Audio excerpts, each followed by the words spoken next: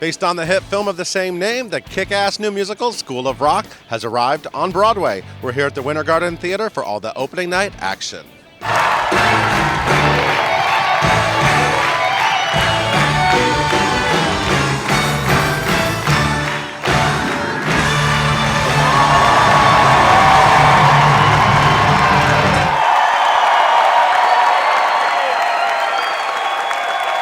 Holy crap. Opening night, how you feeling? Holy crap is a perfect way to describe how I'm feeling. I currently cannot find the words, and I think amazing is one of those words that people just kind of use, they go for the top shelf on, but there's no other words to use. I feel on cloud 1 million, and I feel like this isn't real, and I feel at some point there's going to be a hand that's going to come into frame and pinch me, and then I'm going to wake up, and it'll be a dream. And so far, so good. Happy opening. Are you having fun up there? I'm having a blast. Can you tell? Yeah. I think it's obvious. We're having entirely too much fun to be like getting paid for this, but that's not a suggestion. We should still get paid for this. How you feeling? School of Rock open directly on Broadway. Just exhilarated. It's such a fun show, and it was so much fun to work on. It came very quickly, and so it's just felt like a wild ride, and we just came down off the biggest hill. What about this story got you excited? I love the idea of children being locked in and not able to express themselves, and suddenly this guy comes along and they can release it all and show who they really are, because I think we all have had that sense of being trapped in our own childhoods. The underdog is what we all feel like we are at some point in our lives, and I think we all support the underdog, and I think in Dewey Finn we see that. What's it been like getting these kids to rock out on stage and do all this? You know, it's not that it was hard to get them rock out. What was not that it was hard, it was just getting them out of their own little shell to not be inhibited. And once you're giving them the permission to do that, watch them explore and exploit their own being that's what I love every day. All the kids that sit in the audience and watch this show, they all think you guys are having like the best time up there. Is it actually true? Yeah, it is. Definitely. We're having so much fun.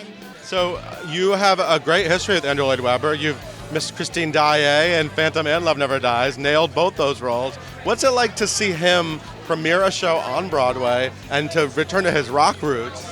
You know, I'm so excited for him, and he deserves all the praise that I feel like he is going to get. He is right where he belongs. I'm so glad that he's back on Broadway with a brand new show. This is everything. And Lloyd Webber is rocking out again, and you get to rock out with him. It's crazy, and everyone thinks I'm the love child of Lloyd Webber and Sarah Brightman, and I'm not. Who started that rumor? I don't know. Did you? No. I think you did right now. No.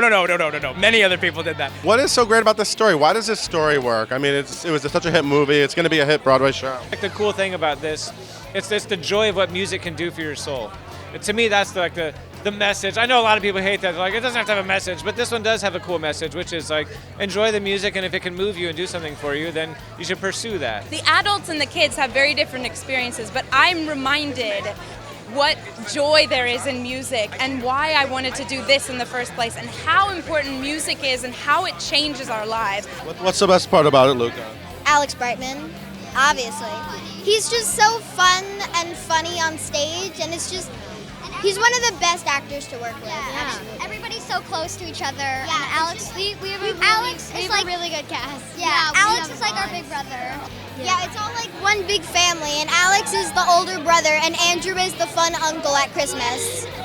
You hear they're making a School of Rock musical. Did you immediately say to all your friends, that has to be me? You know what I said? When I heard there was a School of Rock musical, I said, I can't wait to see who's playing that role, because they must have a guy. That was what I said. That's exactly what I said. I said they must have a guy, because that show sort of hinges on the guy that brings the Pied Piper of the show. And I figured it was either going to be Jack Black or somebody sort of somebody else, and I wasn't the guy, and I came in and slowly became the guy, and I'm thrilled that they chose me. I'm so thrilled to see you returning to your rock and roll roots. What is that like for you to have new rock songs on Broadway with the rock theme?